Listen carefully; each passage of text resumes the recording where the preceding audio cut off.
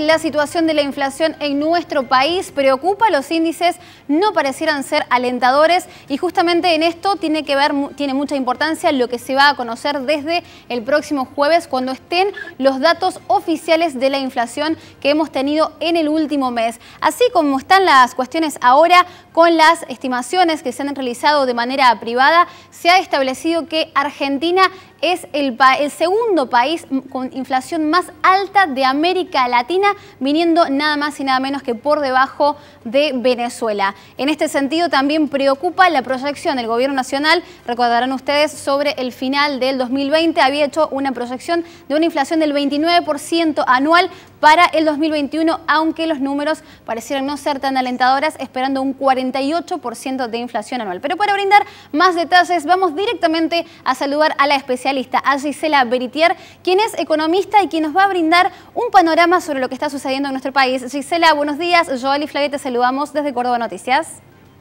¿Qué tal? Buenos días, ¿cómo están? Excelente. Bueno, ¿qué sucede en Argentina? ¿Qué se va a esperar para los próximos días en torno a la situación del dólar por un lado y la inflación por el otro?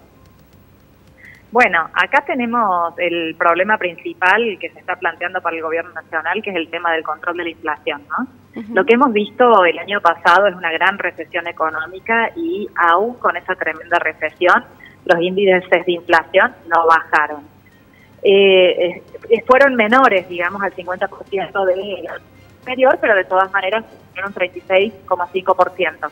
De todas maneras, ahora cuando se empieza a reactivar la economía, empezamos a ver que esos índices de inflación se empezaron a disparar. Y de hecho, tenemos ahora, por ejemplo, el informe que salió ayer del Instituto de Estadístico de los Trabajadores, que muestra una inflación de un 3,7%, muy alta, si queremos llegar al 29% que dice justamente el ministro Guzmán, ¿no?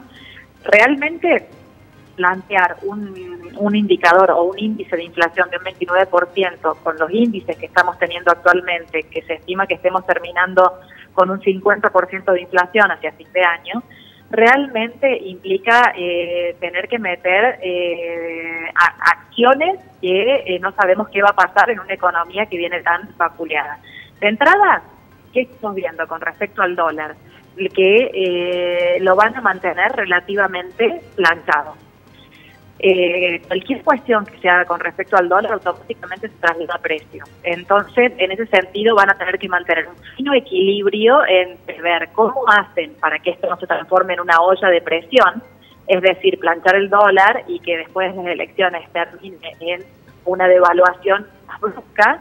Y por el otro lado, ver cómo manejan el tema de las tarifas, ¿no? Si las tarifas van a terminar, si van a seguir planchadas o no. Si no siguen planchadas, van a impactar en la inflación, pero si siguen planchadas implica un gran gasto para el gobierno también. ¿Qué va a pasar con el poder adquisitivo? ¿No? Porque estamos viendo también que el gobierno está apuntando a una política de ingresos y de manejo de las expectativas con esto de el acuerdo económico-social con gremios y empresarios para poder mantener la inflación a raya. Yo creo que este año no va a ser tanto el dólar el tema de central o que vamos a tener que mirar, sino más que nada el tema de la inflación. Sabemos que al dólar lo van a tratar de manejar para que acompañe, pero aún así que se vaya devaluando, se vaya depreciando por debajo de la inflación. Así que va a ser un año complicado en términos de esta alquimia que va a haber que mantener entre inflación, que se está disparando, y el valor del dólar para mantenerlo competitivo.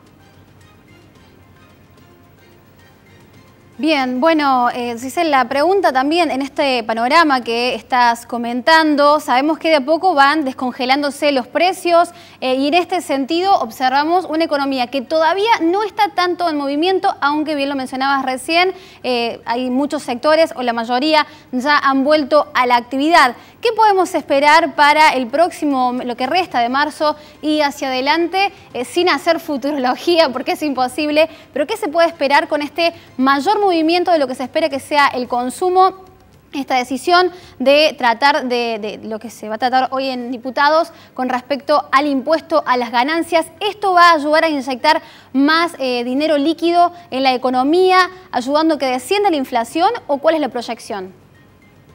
Sí, claramente un alivianamiento del impuesto a las ganancias va a hacer que se arroje más consumo, sobre todo de lo que es la clase media y el sector que estaba agravado por la sociedad, ¿no? Usualmente también la clase media, no hay que olvidar que es la gente que ahorra en dólares, entonces si hay algún margen de ahorro, el tema es que esto se vuelque, digamos, en instrumentos, el gobierno que está buscando, que se vuelque en instrumentos especificados o que se vuelque a consumo también en una economía que está muy, muy rezagada.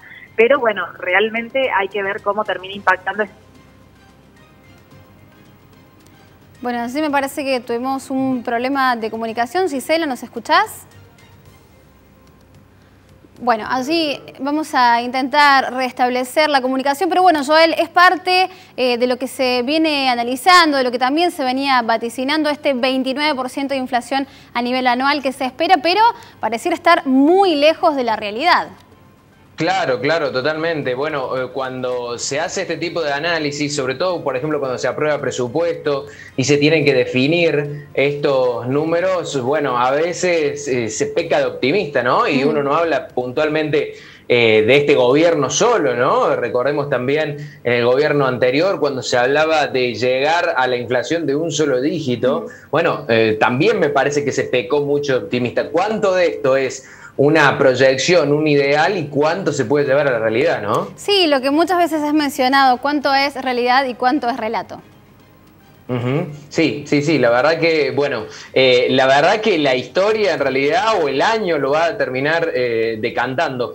Hay otra cuestión que es fundamental y específicamente tiene que ver con algo que siempre insisten los economistas y de paso se lo preguntamos ahora mismo a Gisela.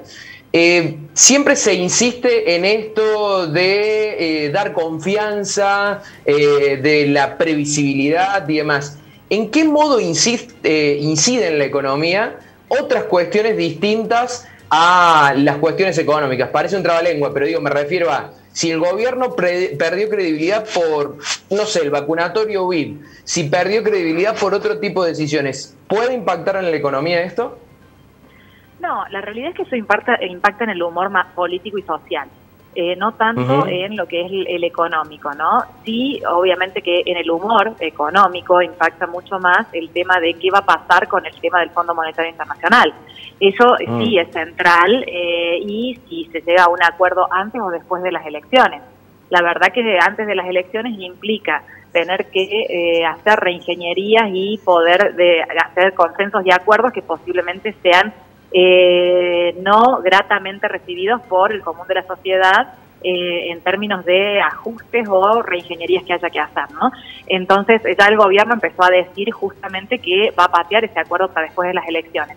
Lo que pasa es que mientras tanto, hoy estamos viendo que la renegociación con la deuda con los acreedores privados no causó la confianza necesaria que todo el mundo pensaba que iba a causar. Hoy estamos con bonos a precios de default, seguimos en esa situación.